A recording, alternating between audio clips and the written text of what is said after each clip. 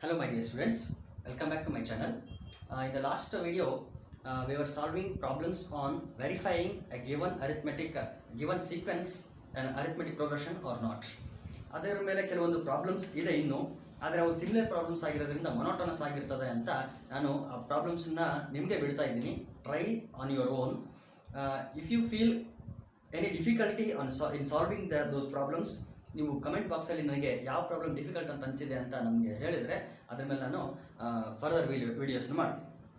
ಈಗ ಇದೇ ಎಕ್ಸಸೈಸ್ 1.1 ನಾನು ಕೆಲವೊಂದು ವರ್ಡ್ ಪ್ರಾಬ್ಲಮ್ಸನ್ನ ಸಾಲ್ವ್ ಮಾಡದೆ ಬಿಟ್ಟಿದ್ದೆ. ಆ word problems first numerical problems ಆಗಲಿ, ಅದಾದಮೇಲೆ ವರ್ಡ್ ಪ್ರಾಬ್ಲಮ್ಸ್ ಮಾಡೋಣ ಅಂತ ಬಿಟ್ಟಿದ್ದೆ. ಸೊ ನ್ಯೂಮರಿಕಲ್ ಪ್ರಾಬ್ಲಮ್ಸ್ ಆಲ್ಮೋಸ್ಟ್ ಆಗಿರೋದ್ರಿಂದ ವರ್ಡ್ ಪ್ರಾಬ್ಲಮ್ಸ್ನ ತಗೊಳ್ತಾ ಇದ್ದೀನಿ. ಫಸ್ಟ್ ಕ್ವಶನ್ ಏನಿದೆ ಅಂತಂದರೆ, in which of the following situations does the list of numbers involve make an arithmetic progression and why? ಈಗ ಕೆಲವೊಂದು ಸಿಚುವೇಶನ್ಸ್ ಕೊಟ್ಟಿದ್ದಾನೆ ಕೆಳಗಡೆ. ಆ ಯಾವ ಸಿಚುವೇಶನ್ಸಲ್ಲಿ ಬರ್ತಕ್ಕಂಥ ಲಿಸ್ಟ್ ಆಫ್ ನಂಬರ್ಸ್ ಇದೆಯಲ್ಲ, ಆ ಲಿಸ್ಟ್ ಆಫ್ ನಂಬರ್ಸು ಒಂದು ಅರಿಥ್ಮೆಟಿಕ್ ಪ್ರೋಗ್ರೆಷನ್ ಮಾಡ್ತದೆ. ಮಾಡೋದಾದರೆ ಯಾಕೆ ಮಾಡ್ತದೆ? ಒಂದು ವೇಳೆ ಅದು ಅರಿಥ್ಮೆಟಿಕ್ ಪ್ರೋಗ್ರೆಷನ್ ಮಾಡಲ್ಲ ಅಂತಂದರೆ ಯಾಕೆ ಮಾಡಲ್ಲ ಅನ್ನೋದು ಇಲ್ಲಿ ಕೊಟ್ಟಂಥ ಕ್ವಶನ್. ಸೊ ಫಸ್ಟ್ ಕ್ವಶನ್ ಅದರಲ್ಲಿ ಏನಿದೆ ಅಂತಂದರೆ, the first question is the taxi fair after each kilometre. The taxi fair after each kilometre when the fare is ₹15 for the first kilometer and ₹8 for each additional kilometer. This is the first question. ಏನಿದೆ ಇಲ್ಲಿ? Taxi fair after each kilometre when the fare is ₹15 for the first kilometer. ಅಂದರೆ 1 kilometre ನಾನು move ಆದ ಕೂಡಲೇ ನನಗೆ ಎಷ್ಟು pay ಮಾಡಬೇಕಾಗ್ತದೆ ಅಂತಂದರೆ ₹15 ಪೇ ಮಾಡಬೇಕಾಗ್ತದೆ ಟ್ಯಾಕ್ಸಿಗೆ. ಅದೇ ಒಂದು ವೇಳೆ ಅದರ ನೆಕ್ಸ್ಟ್ ಕಿಲೋಮೀಟರ್ ನಾನು ಹಂಗೆ ಕಂಟಿನ್ಯೂ ಮೂವ್ ಆದರೆ ಅದಕ್ಕೆ ₹15 ಕೊಡಬೇಕಾಗಿಲ್ಲ, ಅಡಿಷನಲ್ ಕಿಲೋಮೀಟರ್ಸ್ಗೆಲ್ಲೂ ₹8 ಕೊಡಬೇಕಾಗ್ತದೆ. ಟೇಕ್ ಫಾರ್ ಎಕ್ಸಾಂಪಲ್ ನೋಡಿ, ಇಲ್ಲಿಂದ ಇಲ್ಲಿಗೆ 1 ಕಿಲೋಮೀಟರ್ ಇದೆ ಅಂತ ಅಂದ್ಕೊಂಡ್ರೆ ನಾನು ಫಸ್ಟ್ ಕಿಲೋಮೀಟರ್ಸ್ಗೆ ಎಷ್ಟು ರೂಪೀಸ್ ಕೊಡಬೇಕು? ₹15 ಕೊಡಬೇಕು. ಇಲ್ಲಿಂದ ನಾನು ನೆಕ್ಸ್ಟ್ ಇನ್ನೊಂದು ಕಿಲೋಮೀಟರ್ ಹೋಗ್ತೀನಿ ಅಂತಂದರೆ, ಕಂಟಿನ್ಯೂ ಮಾಡ್ತೀನಿ ಅಂತಂದರೆ, ಇಲ್ಲಿಂದ ಇಲ್ಲಿಗೂ 1 ಕಿಲೋಮೀಟರ್, ಇಲ್ಲಿಂದ ಇಲ್ಲಿಗೂ 1 ಕಿಲೋಮೀಟರ್ ಇರ್ಬೋದು. ಆದರೆ ಫಸ್ಟ್ ಕಿಲೋಮೀಟರ್ಗೆ ಮಾತ್ರ ಫೇರ್ ಎಷ್ಟು ಇರ್ತದೆ? ₹15 ಇರ್ತದೆ. ನೆಕ್ಸ್ಟ್ ಕಿಲೋಮೀಟರ್ಗೆ ಏನಾಗ್ತದೆ ಅಂತಂದರೆ 15 ಇರಲ್ಲ, ₹8 ಇರ್ತದೆ. And as it is next kilometre ಕೂಡ ₹8 ಇರ್ತದೆ, ನೆಕ್ಸ್ಟ್ ಕಿಲೋಮೀಟರ್ಗೂ ಕೂಡ ₹8 ಇರ್ತದೆ. ಸೊ ಇಲ್ಲಿ ಏನು ನಮಗೆ ನಂಬರ್ಸ್ ಏನು ಬರ್ತಾವಲ್ಲ, ಈ ನಂಬರ್ಸು ನನಗೆ ಅರಿಥ್ಮೆಟಿಕ್ ಪ್ರೋಗ್ರೆಷನ್ ಮಾಡುತ್ತಾ ಇಲ್ವಾ ಅಂತ ನಾನು ಇಲ್ಲಿ ವೆರಿಫೈ ಮಾಡಬೇಕು. So at the end of, ನಾನು ಬರೀತೀನಿ ಇಲ್ಲಿ ಏನಂತ, ಎಟ್ the end of first kilometre ಅದನ್ನು ನಾನು ಏನಂತ ಡಿನೋಟ್ ಮಾಡ್ತೀನಿ ಅಂತಂದರೆ A1 ಅಂತ ಡಿನೋಟ್ ಮಾಡ್ತೀನಿ. So at the end of first kilometre I should pay ₹15. So ನಾನು ಎಟ್ ದ ಎಂಡ್ ಫಸ್ಟ್ ಕಿಲೋಮೀಟರ್ನ ಎಂಡಿಗೆ ನಾನು ಎಷ್ಟು ರೂಪೀಸ್ ಪೇ ಮಾಡಬೇಕು ಅಂತಂದರೆ ₹15 ನಾನು ಪೇ ಮಾಡಬೇಕು. ಸೊ ₹15 ಪೇ ಮಾಡಬೇಕು. ಈಗ ಸೆಕೆಂಡ್ ಕಿಲೋಮೀಟರ್ ನೋಡೋಣ. ಎಟ್ the end of second kilometre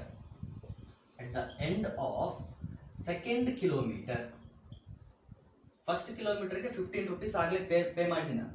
at the end of second kilometre ಇಲ್ಲಿಂದ ಇಲ್ಲಿಗೆ 1 ಇದೆ, ಇಲ್ಲಿಂದ ಇಲ್ಲಿಗೆ 1 ಇದೆ, ಇಲ್ಲಿಂದ ಇಲ್ಲಿಗೆ 2 ಇದೆ, ಇಲ್ಲಿಂದ ಇಲ್ಲಿಗೆ 3 kilometres, it is 4 kilometres and so on. So at the end of first kilometer I have to pay ₹15, and at the end of second kilometer I should pay 15 plus 8, that is A2. I am naming that as A2. So at the end of second kilometer I should pay ₹15 plus 8. first kilometer ಗೆ ₹15, second kilometer ಗೆ ₹8. that is equal to ₹23. So at the end of second kilometer I should pay ₹23. So in the same way, at the end of third kilometer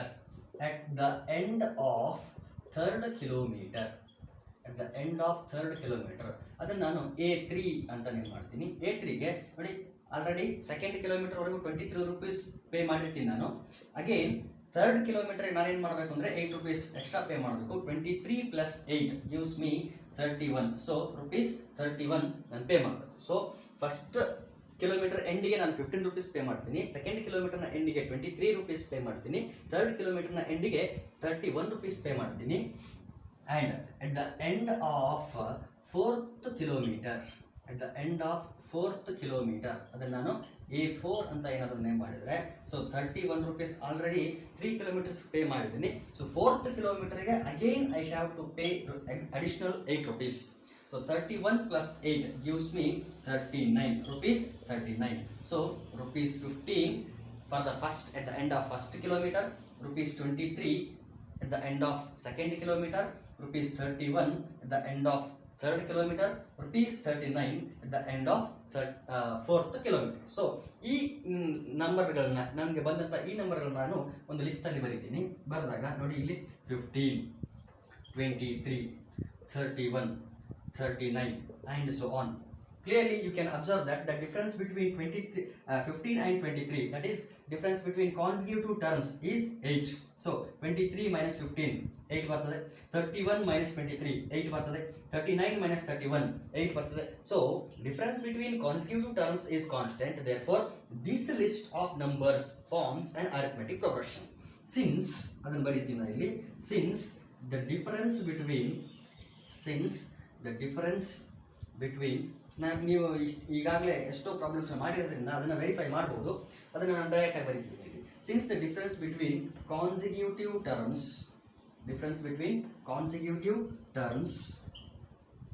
is constant, it is constant.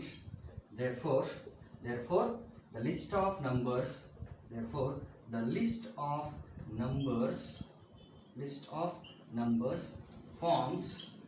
forms an arithmetic progression. Therefore the list of numbers forms an arithmetic progression. So this is the solution for the first question. Now let us take up the second question.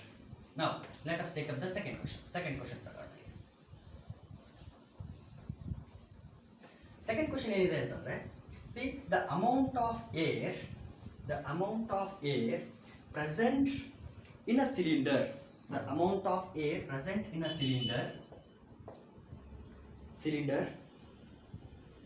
when a vacuum pump removes 1/4 of the air remaining in the cylinder at a time. ಅಂದರೆ amount of ಏರನ್ನು ಏನು ಮಾಡ್ತದೆ ಅಂತಂದರೆ, ಒಂದು vacuum pump ಒಂದು ಸಿಲಿಂಡರಿಂದ 1/4 of the remaining ಏರನ್ನು ಏನು ಮಾಡ್ತದೆ, ಹೊರಗಡೆ ತೆಗಿತದೆ. ಸೊ ನನಗೆ ಒಂದು 16 ಯೂನಿಟ್ಸ್ ಆಫ್ ಅಮೌಂಟ್ ಏನಾದರೂ ಇದ್ದರೆ ಅದರ 1/4 ಆಫ್ ಏರನ್ನು ನಾನು ರಿಮೂವ್ ಮಾಡಿದಾಗ ಎಷ್ಟು ರಿಮೈನಿಂಗ್ ಉಳಿತದೆ ಅಂತಂದರೆ 4 ಯೂನಿಟ್ಸ್ ಉಳಿತದೆ. So 16 × 1/4 4 units. ಅದೇ ಒಂದು 20 ಯೂನಿಟ್ಸ್ ಆಫ್ ಏರ್ ಏನಾದರೂ ಅದರ ಒಂದು ಸಿಲಿಂಡರ್ ಒಳಗಡೆ ಇದ್ದರೆ 1/4 of that 20 will give us 5 units. So remaining air ಎಷ್ಟಿರ್ತದೆ ಆ ಸಿಲಿಂಡರಲ್ಲಿ ಅಂತಂದರೆ 5 ಯೂನಿಟ್ಸ್. ಈ ರೀತಿ ರಿಮೈನಿಂಗ್ ಏರ್ ಏನಿದೆಯಲ್ಲ, ಒಂದು ವಾಲ್ಯೂಮ್ ಇದೆ, ಅದರಿಂದ 1/4 ತೆಗಿತೀನಿ, ಮತ್ತು ರಿಮೈನಿಂಗ್ ಏರ್ ಒಂದು ಸ್ವಲ್ಪ ಉಳಿತದೆ, ಅದರಿಂದ ಮತ್ತೆ 1/4 ತೆಗಿತೀನಿ, ಮತ್ತೊಂದಷ್ಟು ಕ್ವಾಂಟಿಟಿ ಉಳಿತದೆ, ಮತ್ತು ಅದರಿಂದ 1/4 ಆಫ್ ದಟ್ ಏರ್ ತೆಗಿತೀನಿ, ಮತ್ತೊಂದಷ್ಟು ಕ್ವಾಂಟಿಟಿ ಉಳಿತದೆ. ಈ ರೀತಿ ಎಷ್ಟು ರಿಮೈನಿಂಗ್ ಏರ್ ಇದೆಯಲ್ಲ ಅದರ ಲಿಸ್ಟನ್ನ ನಾನೇನಾದರೂ ಬರೆದ್ರೆ ಈ ಲಿಸ್ಟು ಅರಿಥಮೆಟಿಕ್ ಪ್ರೋಗ್ರೆಷನ್ ಫಾರ್ಮ್ ಮಾಡುತ್ತಾ ಮಾಡಲ್ವಾ ಅನ್ನೋದು ಇಲ್ಲಿ ಕೊಟ್ಟಂಥ ಕ್ವಶನ್. ನೋಡೋಣ. Let the amount of air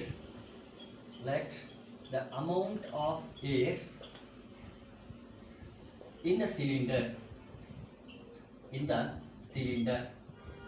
V equals to ಏನಾಗಿರಲಿ, ಅದು V ಆಗಿರಲಿ. So volume, so amount of air in the cylinder ಏನಾಗಿರಲಿ, V ಆಗಿರಲಿ. ಸೊ ಈ V ವಾಲ್ಯೂಮ್ ಏನಿದೆಯಲ್ಲ ಇದರ 1/4 ಕ್ವಾಂಟಿಟಿನ ಏನು ಮಾಡ್ತದೆ ಅಂತಂದರೆ ಒಂದು ವ್ಯಾಕ್ಯೂಮ್ ಪಂಪ್ ರಿಮೂವ್ ಮಾಡ್ತದೆ, ಆ ಸಿಲಿಂಡರಿಂದ ರಿಮೂವ್ ಮಾಡ್ತದೆ. ಹಾಗಾದರೆ 1/4 ಆಫ್ ದಿಸ್ V ಇಸ್ ಅಂದರೆ ಏನರ್ಥ, 1/4 of V is equal to V/4. ಅಂದರೆ ಹೆಂಗೆ ಬರ್ತದೆ, 1/4 into V, that is V/4. So ಇಷ್ಟು ಅಮೌಂಟ್ ಆಫ್ ಏರನ್ನು ಏನು ಮಾಡ್ತದೆ ಅಂತಂದರೆ ರಿಮೂವ್ ಮಾಡ್ತದೆ. ಮೊದಲು ಎಷ್ಟು ಅಮೌಂಟ್ ಇತ್ತು, V units of air was present in that cylinder. ಆ ಸಿಲಿಂಡರಲ್ಲಿ V amount of air present ಆಗಿತ್ತು ಆಲ್ರೆಡಿ. ಅದರ 1/4 ಅಂತಂದರೆ V/4. ಅಷ್ಟು ಏರನ್ನು ಏನು ಮಾಡಬೇಕು ಅಂತಂದರೆ ರಿಮೂವ್ ಮಾಡಬೇಕೀಗ. ರಿಮೂವ್ ಮಾಡಿದರೆ ರಿಮೈನಿಂಗ್ ಏರ್ ಎಷ್ಟಿರ್ತದೆ, remaining air is, so remaining air after removing V/4 of cylinder, V/4 units of air, V/4 units of air. ಹಾಗಾದರೆ ಎಷ್ಟು ಉಳಿತದೆ, V ಮೈನಸ್ V/4. ಫಸ್ಟ್ ಇದ್ದಿದ್ದು V ಇತ್ತು, ಅದ್ರ ಒಳಗಡೆ ನಾನೇನು ಮಾಡ್ತಿದ್ದೀನಿ ಅಂತಂದರೆ V/4 ಅಷ್ಟು, ಅಂದರೆ ಯಾಕಂದರೆ ಎಷ್ಟಿತ್ತು ಅದರ 1/4. ಸೊ ಮೊದಲಿದ್ದು V, ಅದರ 1/4 ಅಂತಂದರೆ V/4. ಅಷ್ಟು ಅಮೌಂಟ್ ಆಫ್ ಏರ್ನ ನಾನು ರಿಮೂವ್ ಮಾಡಬೇಕು. ರಿಮೂವ್ ಮಾಡಿದ್ಮೇಲೆ ರಿಮೈನಿಂಗ್ ಏರ್ ಕ್ವಾಂಟಿಟಿ ಎಷ್ಟಿದೆ, V minus V/4. V minus V/4 ಅಂತಂದರೆ ಎಲ್ಸಿಎಂ ಏನು ಬರ್ತದೆ, 4 ಬರ್ತದೆ. ಇಲ್ಲಿ 1, ಇಲ್ಲಿ ಮಲ್ಟಿಪ್ಲೈ ಬೈ 4, ಇಲ್ಲಿ multiply by 1, V into 4 is 4V minus V into 1 is V. 4V minus 1V gives us 3V by 4. So remaining air is 3V by 4. ಈಗ ಮತ್ತೆ ಈ ರಿಮೈನಿಂಗ್ ಏರ್ ಏನಿದೆಯಲ್ಲ 3V by 4 ಇದರ 1/4 ಅಷ್ಟು ಏರನ್ನು ಮತ್ತೆ ನಾವೇನು ಮಾಡಬೇಕು, ರಿಮೂವ್ ಮಾಡಬೇಕು. ಹಾಗಾದ್ರೆ ಇದರ 1/4 ಅಂತಂದ್ರೆ ಏನು? So 1/4 of 3V by 4 is equal to, ಇದರ 1/4 ಆಫ್ 3V by 4 ಅಂದ್ರೆ ಏನರ್ಥ? 1/4 into 3V by 4 that is equal to 3V by 4 into 4 is 16. So ಇಷ್ಟು ಅಮೌಂಟ್ ಆಫ್ ಏರ್ನ ಮತ್ತೆ ಏನು ಮಾಡಬೇಕು, ರಿಮೂವ್ ಮಾಡಬೇಕು. ಯಾವುದರಿಂದ ರಿಮೂವ್ ಮಾಡಬೇಕು?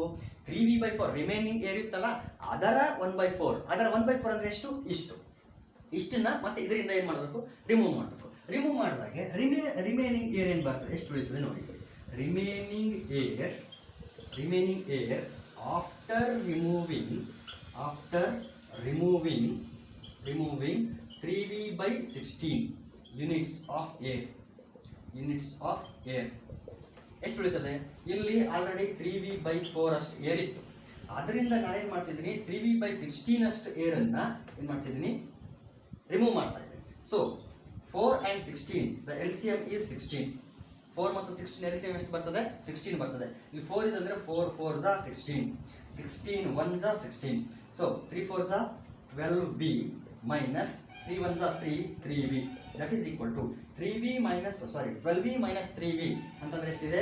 9V by 16. ನಾನು ಇದನ್ನ 9 by 16 ನ ಇಲ್ಲಿ 3/4 whole square ಅಂತ ಬರೀಬಹುದಾ? Because 9 is the square of 3 and 16 is the square of 4. So V, let it be as it is. ನೋಡಿ ಇಲ್ಲಿ first in the beginning the quantity of air present in the cylinder was V.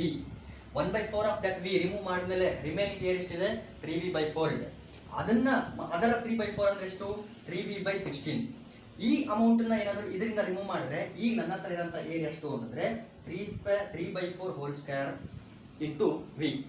ಈಗ ಇದನ್ನ ನಾನು ಒಂದು ಲಿಸ್ಟಲ್ಲಿ ಬರೆದ್ರೆ therefore we have V 3V by 4 3/4 whole square into V and so on.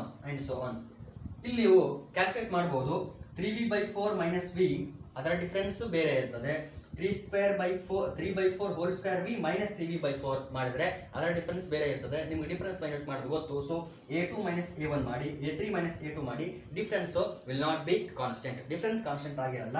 therefore since the difference between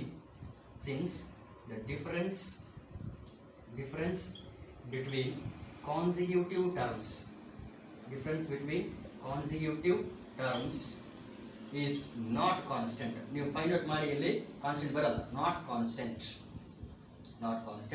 therefore the list will not form an arithmetic progression. So it is not an arithmetic progression. ಇಲ್ಲೇನಿದೆಯಲ್ಲ V 3V by 4 3/4 whole square V and so on. This list is not an arithmetic progression. ಯಾಕಂದ್ರೆ ಇವುಗಳ difference constant ಆಗಿ ಬರಲ್ಲ, very ಆಗ್ತದೆ. ಹಾಗಾಗಿ ಈ ಒಂದು list of numbers ಏನಿದೆಯಲ್ಲ ಇದು ಒಂದು ಅರಿಥಮೆಟಿಕ್ ಪ್ರೋಗ್ರೆಷನ್ ಅಲ್ಲ. Okay, now let us take up the next question. Third question ತಗೊಳ್ಳೋಣ.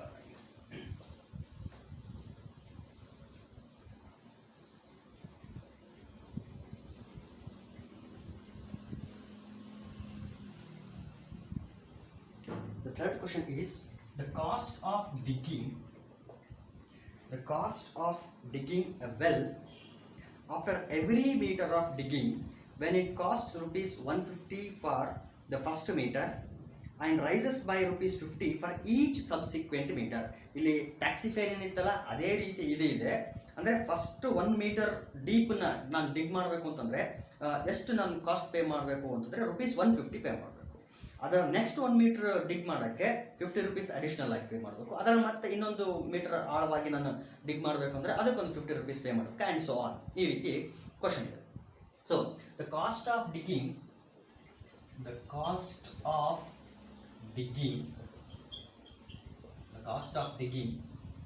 For first 1 meter deep. First 1 metre ಡೀಪ್ನ ಡಿಗ್ ಮಾಡೋಕ್ಕೆ ಎಷ್ಟು ಕಾಸ್ಟ್ ಪೇ ಮಾಡಬೇಕು ಅಲ್ಲಿ? rupees 150. I have to pay rupees 150 pay ಮಾಡಬೇಕು. ನೆಕ್ಸ್ಟ್ 1 ಮೀಟರ್ ಡಿಪ್ ಮಾಡೋಕ್ಕೆ the cost of digging for next 1 meter.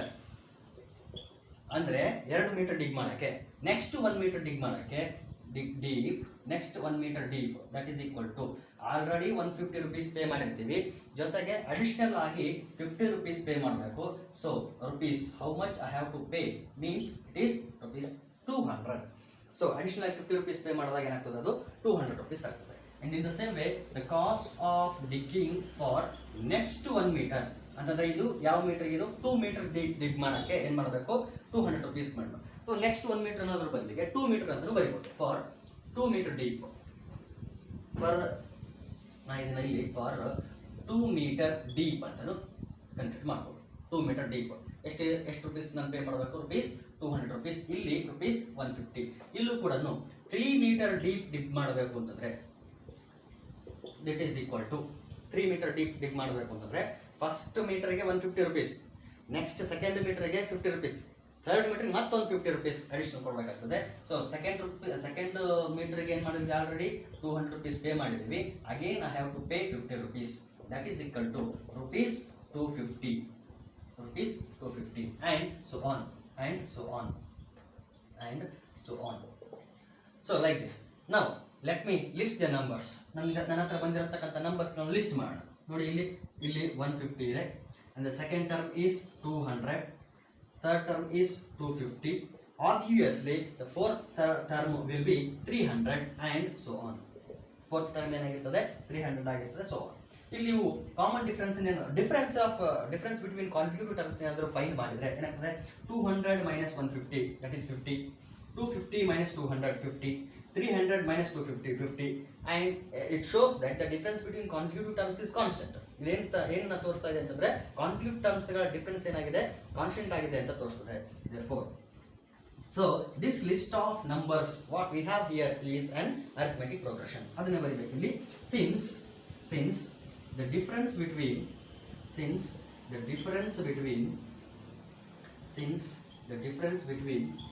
consecutive terms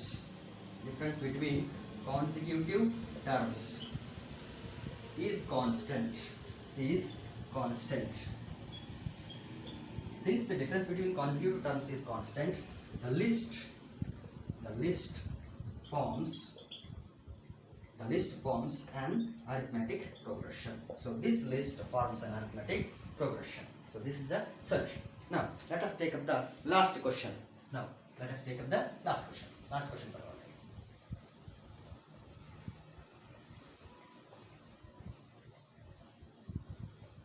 Last question. The amount of money in the account every year when rupees 10,000 is deposited at compound interest at 8% per annum. ಹಾಗಾದ್ರೆ in the end of first year ಎಷ್ಟಿರ್ತದೆ, in the end of second year ಎಷ್ಟಿರ್ತದೆ, in the end of third year ಎಷ್ಟು, fourth year ಎಷ್ಟು, and so on. ಅದನ್ನೆಲ್ಲ ನಾನು list ಅಂತ ಮಾಡಿದ್ರೆ ಆ list ಏನಾದರೂ ಒಂದು ಅರಿಥಮೆಟಿಕ್ ಪ್ರೋಗ್ರೆಷನ್ ಫಾರ್ಮ್ ಮಾಡುತ್ತಾ ಅನ್ನೋದು ಇಲ್ಲಿ ನನ್ನ question. So you know that the amount of ಯಾವುದಿದು compound interest amount find out ಮಾಡೋಕ್ಕೆ ನಮ್ಗೆ ಗೊತ್ತಿರೋಂಥ ಫಾರ್ಮುಲಾ ಯಾವುದಂದ್ರೆ amount A is equal to P into 1 + r/100 to the power of n. So a is the amount, p is the principal amount, and r is the rate of interest, n is the period, duration. First 1 year 2 year 3 year ಅಂತ ಏನಿರ್ತದಲ್ಲ ಅದು n ಅನ್ನು represent ಮಾಡ್ತದೆ. So a is the amount, p is the principal amount, and r is the rate of interest, and n is the duration. So ಈ formula ನಿಮ್ಗೆ ಗೊತ್ತಿರಬೇಕು. ಈ formula use ಮಾಡಿದ್ದೆ ನಾನೀಗ ಇಲ್ಲಿ solve. Now fourth question. What we know that ಅಥವಾ given. What is given ಏನು ಕೊಟ್ಟಿದ್ದಾನೆ ಅಂತಂದರೆ P is given, principal amount ಕೊಟ್ಟಿದ್ದಾನೆ. ಎಷ್ಟಿದೆ, rupees 10,000 is the principal amount, and also he has given that rate of interest r is equal to 8%. 8% is the rate of interest. ಇಲ್ಲಿ N ಏನು ತಗೊಳ್ಬೇಕು. So first ಇಯರ್ನ ನಾನು consider ಮಾಡ್ತಿದ್ರೆ n = 1 ತಗೊಳ್ಬೇಕು, second ಇಯರ್ನ consider ಮಾಡ್ತಿದ್ರೆ n = 2 ತಗೋಬೇಕು, third ಇಯರ್ನ consider ಮಾಡ್ತಿದ್ರೆ n = 3 ತಗೊಳ್ಬೇಕು, ಆ್ಯಂಡ್ ಸೋ ಆನ್. ಅದೇ ರೀತಿ ನಾವು ಏನು ಮಾಡಬೇಕು, ಪ್ರೊಸೀಡ್ ಮಾಡಬೇಕು. So amount at the end of first year that is equal to ಇಲ್ಲಿ ನಾನು A1 ಅಂತ ಕರಿತೀನಿ. ಈ ಅಮೌಂಟ್ ಇದೆಯಲ್ಲ ಅದನ್ನು at the end of first year ಆಗಿರೋದನ್ನು ನಾನು A1 ಅಂತ ಕರಿತೀನಿ. A1 ಈಕ್ವಲ್ಸ್ ಟು P ಅಂದರೆ ಎಷ್ಟು ನಮ್ಮದು? P ಅಂದರೆ 10,000. So substitute the values 10,000 into 1 plus what is the value of R? Rate of interest is 8 divided by 100 4 to the power of 1. ಯಾಕೆ n equal to ಎಷ್ಟಿದೆ ಅಂದರೆ first year ಅಲ್ಲ ನಾವು calculate ಮಾಡ್ತಾ ಇರೋದು. So n equal to 1. This is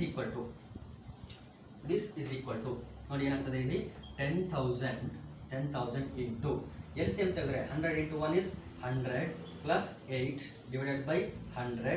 ಇಲ್ಲೇನು ಇದಾಗಲ್ಲ ನಮಗೆ ಇದೆಲ್ಲ. So this is equal to 2 zeros cancelled. 100 into 100 plus 8 is 108. That is equal to 10,800. ಇವೆರಡನ್ನು ಮಲ್ಟಿಪ್ಲೈ ಮಾಡಿದರೆ 10,800 rupees ಬರುತ್ತೆ. So this is the amount at the end of first year. Now at the end of second year, let us calculate the amount at the end of second year. Amount at the end of second year. At the end of second year. Second year na end ಗೆ ಎಷ್ಟು ಇರ್ತದೆ amount ನೋಡೋಣ, calculate ಮಾಡೋಣ. at the end of second year. So ಇದನ್ನು ನಾನು ಏನು ಕರಿತೀನಿ? A2 ಅಂತ ಕರಿತೀನಿ. A2 ಈಕ್ವಲ್ ಟು, ಸೊ ಇಲ್ಲಿ ಎಷ್ಟಿದೆ? Principal amount is 10,000 and 1 plus rate of interest is 8. Rate of interest is 8 divided by 100 whole square. This is equal to 10,000. 100 ಮತ್ತು ಇಲ್ಲಿ LCM ತೆಗೆದು ಸಿಂಪ್ಲಿಫೈ ಮಾಡಿದ್ರೆ 100 plus 8 divided by 100 whole square. 100 plus 8 whole divided by 100 whole square ಅಂತ ಬರ್ತದೆ.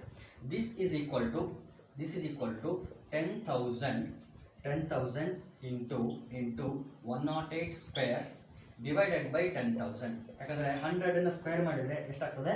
10,000 ಆಗ್ತದೆ. So this 10,000 vanishes. So ಇಲ್ಲಿ ನಮ್ಗೆ ಎಷ್ಟಿದೆ? 108 ಸ್ಕ್ವೇರ್.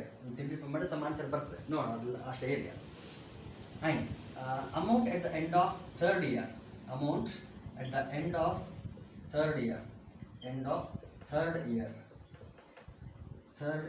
ಏನು ಬರ್ತದೆ amount? A3 equal to, so 10,000 into ಇದನ್ನು ಇಲ್ಲಿ ಸಿಂಪ್ಲಿಫೈ ಮಾಡೋ ಬದಲಿಗೆ ಹಾಗೆ ಬಿಟ್ಟಿದ್ರು ನಡೀತಿತ್ತು ಅನಿಸ್ತದೆ. So let me leave with this as it is. ಇಲ್ಲಿ ಒಂದು ಪ್ಯಾಟರ್ನ್ ಬರ್ತದೆ. ಯಾವುದು ಅಂತಂದರೆ 10,000 into 1 plus 8/100 to the power of 1. 10,000 into 1 plus 8/100 whole square. ಅಲ್ಲಿ 10,000 ಇಂಟು 1 ಪ್ಲಸ್ 8 ಬಿಡಿ ನೋಡೋಣ, ಅದು ಹಾಗೆ ಬಿಟ್ಟರು ಸಿಂಪ್ಲಿಫೈ ಮಾಡಿದ್ರೆ ಏನು ಪ್ರಾಬ್ಲಮ್ ಆಗಲ್ಲ. So 1 plus 8 divided by 100 whole cube. ನೋಡಿ, at the end of second year ಅಂತಂದ್ರೆ the value of n will be 2. at the end of third year ಅಂತಂದ್ರೆ the value of n will be 3. this is equal to 10,000 into 100 plus 8 108 divided by 100 cube ಅಂತಂದ್ರೆ 1 2 3 4 5 6. so this is the value after simplifying this bracket. so ಇಲ್ಲಿ 4 zeros cancelled. ನಮಗೆ ಇಲ್ಲಿ ಉಳಿದಿರೋದು ಏನು ಅಂತಂದರೆ 108 whole cube whole divided by 100. 108 whole cube whole divided by 100. So this is the value of A1. This is the value of A1. This is the value of A2 and this is the value of A3. ನೋಡಿ ಇಲ್ಲಿ ಇದು A1 ನ value, ಇದು A2 ನ value, ಇದು A3 ನ value. ನೋಡಿ ಅದನ್ನು ಲಿಸ್ಟ್ ಮಾಡಿ ಏನಾಗ್ತದೆ? 10,800, 108 square, 108 cube divided by 100. This cube is applied only to the 108 and so on. ಇಲ್ಲಿ ನೀವು ಕಾಮನ್ ಡಿಫ್ರೆನ್ಸ್ ಏನಾದರೂ ಫೈಂಡ್ ಮಾಡಕ್ಕೆ ಹೋದರೆ difference will not be constant. It is not constant. ಇಲ್ಲಿ ನೋಡಿ, ಇದು 10,008 1 ಫಸ್ಟ್ ಟರ್ಮ್, ಇಷ್ಟು ಇದು 1ನೇ ಟರ್ಮ್, ಇದು 2ನೇ term, this is the third term. So ಇಲ್ಲಿ ಡಿಫ್ರೆನ್ಸ್ ಏನಾದರೂ ಫೈಂಡ್ ಔಟ್ ಮಾಡಿದರೆ ಏನು ಬರ್ತದೆ ಅಂತಂದರೆ ಕಾನ್ಸ್ಟೆಂಟ್ ಆಗಿ ಬರಲ್ಲ. therefore this list will not form an arithmetic progression. So this list will also not form an arithmetic progression. Okay, let us stop here itself and we shall continue in the next video. Thank you, dear students.